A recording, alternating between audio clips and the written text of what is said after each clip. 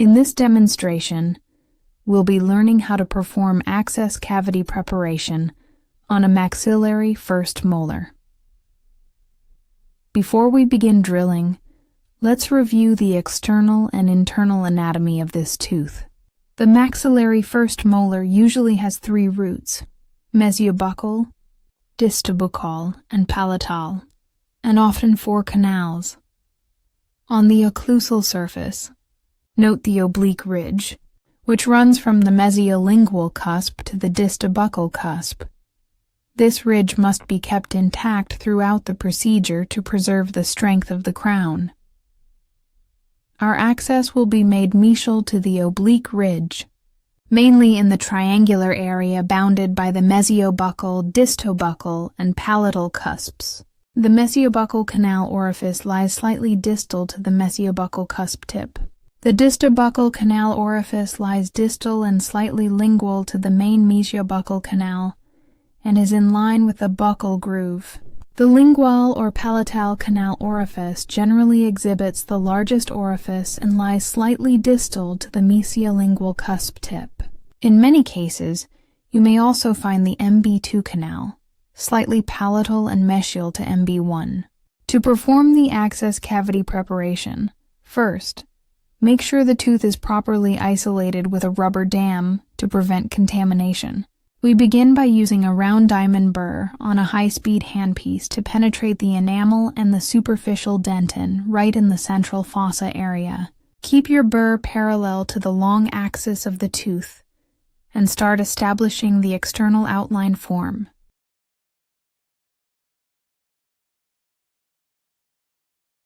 The outline form for a maxillary first molar is typically triangular, with the base toward the buccal and the apex toward the palatal. In some cases, especially when you expect an MB2 canal, it can be slightly rhomboidal or trapezoidal. Now, as you drill about 2 to 3 millimeters into dentin, you'll begin to feel a change in resistance. At this point, switch to a long shank carbide burr.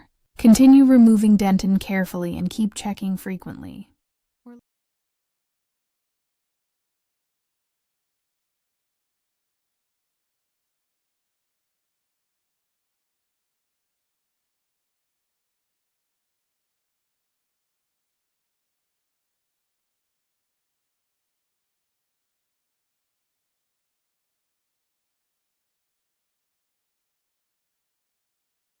We're looking for that moment when you feel a drop-in effect. That's when the burr suddenly sinks slightly into the pulp chamber. When you feel that drop, stop. That means you've penetrated the pulp chamber roof. Check the pulp chamber exposure using Endodontic Explorer. You don't need to go any deeper. Remember, the aim is to remove the roof, not to touch the floor.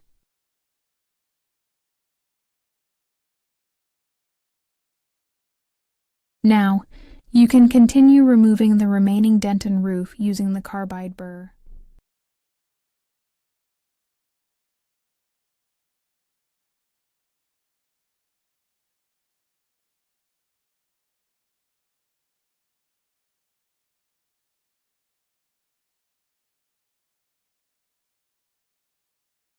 If you're a beginner, it's safer to switch to an Endo Z burr. The Endo Z has a non-cutting tip, which means it won't damage the floor of the pulp chamber. If you're more advanced, you can also use a diamond fissure burr, but that requires more control and experience. As you move the burr gently in a sweeping motion, unroof the entire pulp chamber. Check frequently with your Explorer to see whether the roof is completely removed. Once the chamber is open, you'll notice the change in color and texture. The pulp floor is darker compared to the surrounding dentin walls. After locating the orifices, take a small size file, such as a numeric 10K file, and check for straight line access to each canal. If the file doesn't move freely or deviates, Refine the cavity walls to achieve straight line access. Use your endo Z burr or diamond fissure burr to remove any overhanging dentin and smooth the internal walls. Refine the access cavity until it has a clean, triangular or rhomboidal shape, and you have unobstructed visibility of all canal orifices.